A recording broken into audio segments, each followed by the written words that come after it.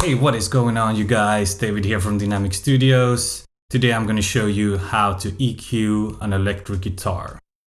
Let's dive into Logic.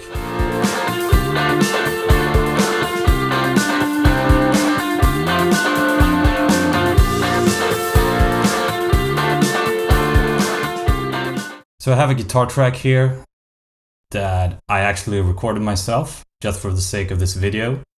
And we're going to do some EQing. It's the very first thing that I do when working with a guitar. And more specifically, we're going to do some carving. We're going to reduce frequencies that doesn't sound good, that doesn't need to be there, and just to clean it up a bit. So I'm going to use the stock EQ in Logic. And just take a listen to the guitar track and what it sounds like raw.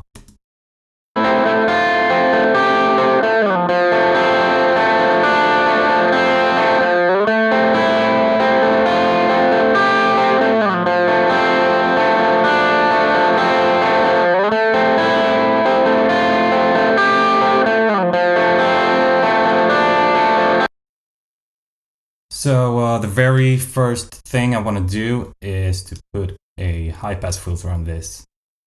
I usually take it all the way up to about 150 Hertz on a guitar. It's going to depend a bit on the guitar sound overall, but generally up to about 150 Hertz. We're going to listen to it and just to clean it up a bit, get rid of muddiness.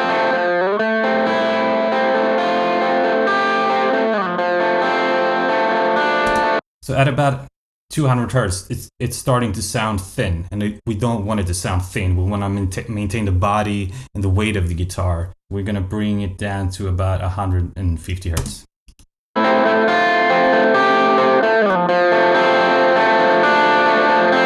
Is this before?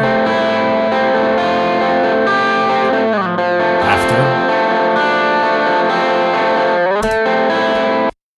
And now we're actually going to reduce some frequencies around the 300 Hertz area, because around here you can find some honkiness.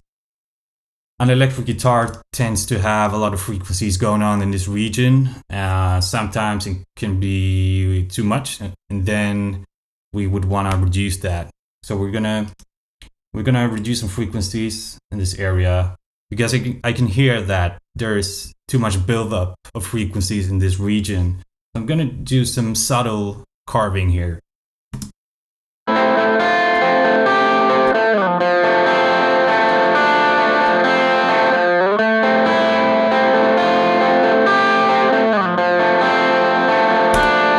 And there you go. By reducing this area right here with 2.5 dB, we've reduce some boxiness, and it just sounds a bit more defined, a bit more clean, I suppose.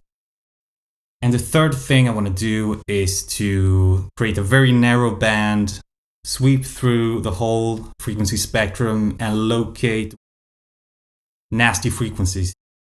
You got to use your ears here and just kind of get rid of those that are the most noticeable to your ears. So we're going to sweep around this frequency spectrum and just kind of create a very narrow band like this, and kind of locate where these unpleasant frequencies are.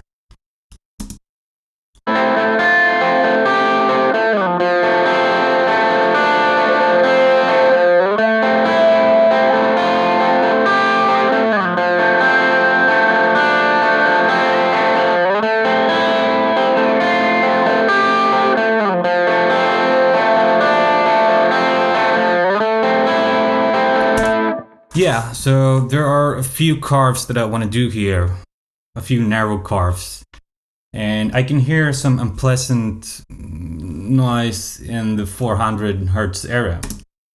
I'm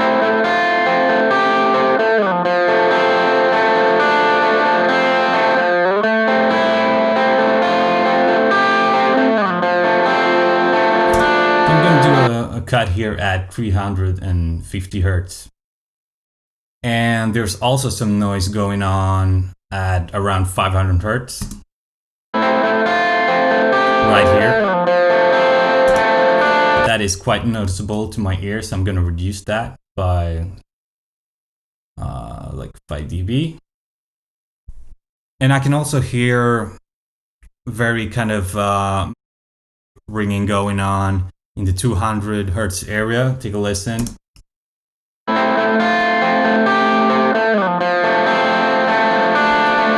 Right here at 220 hertz around here. So we want to do some carving here as well. I also want to put a low pass filter on this.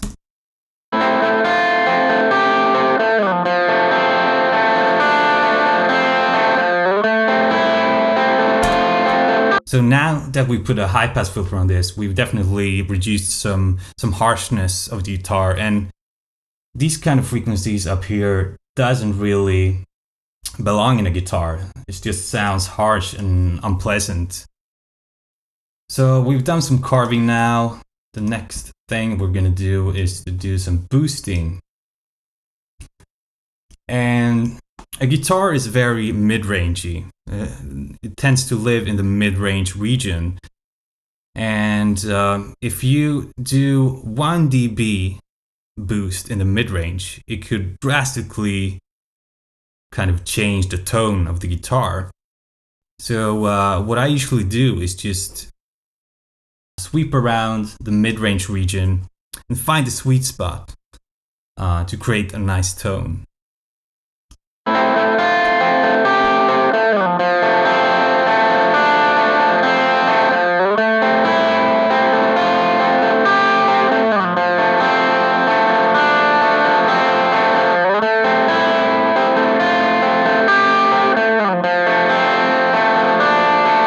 So by doing a subtle boost at 1K, we've actually created a really nice tone for the guitar.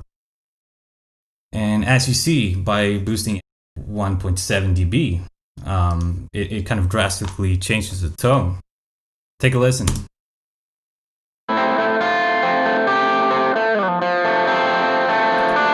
is before. This sounds quite undefined. This is with a boost. So it sounds a lot more, it sounds crispier. And yeah, that's a basic EQ technique that you can apply on pretty much every recorded guitar track that you have.